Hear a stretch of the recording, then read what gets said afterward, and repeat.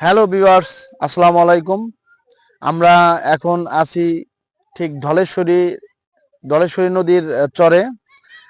দেখতে পাচ্ছেন যে এখানে আমাদের এই ধলেশ্বরী নদীতে কিছু বেদে পল্লীর মানুষ আছে।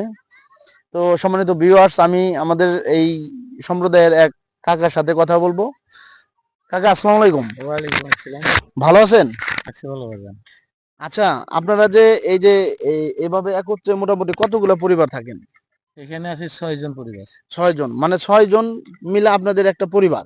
মানে ৬ জন মিলে মানে একটা ৬টা শরিক আছি আমরা। আচ্ছা, আচ্ছা, মানে ৬টা ৬ শরিক, মানে ঘরের ৬ আপনারা হ্যাঁ, ৬টা পরিবার মানে একত্রে থাকেন। একত্রে থাকি আচ্ছা, এক এই যে জায়গায়। আপনারা নদীর মধ্যে যে নৌকার মধ্যে থাকেন, এটা কি আপনাদের জন্য কষ্ট হয় না? তো কষ্টই তো রে বাবা। আমরা আচ্ছা, কি শখ করে থাকি? না, না, কষ্ট পাই আমরা থাকি। জি, আমরা আচ্ছা, বেশকে থাকি না। শখ করে থাকলে পরে তো আল্লাহ না করুক আমাকে বাড়ি ঘরেই থাকতে পারতাম। আচ্ছা, সম্মানিত দর্শক, কাকার মুখ থেকে যে কথাটা শুনলাম যে আসলে নৌকায় থাকা অনেক কষ্ট। কাকা, আচ্ছা কাকা, মনে করেন যে এই আপনাদের যে বাচ্চা কাচ্চা বা সন্তানাদি যারা আছে, তারা কি আপনার এই লেখাপড়া করান? বাবা আমি করাইতে পারি নাই। মানে এই যে নৌকার মধ্যে যে থাকেন, না এখান নয় থেকে আপনারা কি সারা বছর একই জায়গায় থাকেন না, না? না, না একই জায়গায় থাকে না। ধরেন এখানে ২ মাস রইলাম, আবার একখানে যাই ৩ মাস রইলাম, আচ্ছা, আর আচ্ছা, একখানে ৬ মাস কাটাইলাম, এতে এতে আরেকখানে ১৫ দিন কাটাইলাম।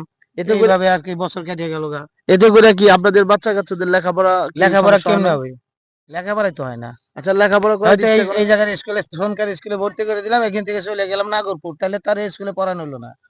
জি, জি, আচ্ছা, আপনাদের বাচ্চা কাচ্চা কি লেখাপড়া করাইতে ইচ্ছা করে না? ইচ্ছা তো করে, ইচ্ছা করে না এটা কত হলো না। আমরা জানি মূর্খ আছিলাম। আমরা তখন বুঝি নাই জি, জি, এগুলা। জি, এখন আমাদের যারা আমরা যাগো জন্মগ্রহণ করছি তারা এখন চাই যে আমরা একটু লেখাপড়া করে একটু শিক্ষা বিধান করে শিখে আমরা হয়তো একটা চাকরি বাকরি করার জন্য অনেক আশা তারা করে। জি, জি, তারা ধন্যবাদ, এই ধন্যবাদ কাকা, কর্ম ভালো থাকবেন। করার ইচ্ছা করে না। সম্মানিত দর্শক, দেখেন এই আমাদের এই কাকারা অনেক কষ্ট কষ্ট করে তারা জীবনযাপন করে। দেখেন যে এই ঝড় জলোচ্ছ্বাস এবং নদীর পানি মাথায় নিয়ে তারা নৌকা, ডিঙ্গি নৌকায় বসবাস করে এবং তাদের বাচ্চা কাচ্চা এবং সন্তানাদি লেখাপড়া করাতে অনেক কষ্ট হয়।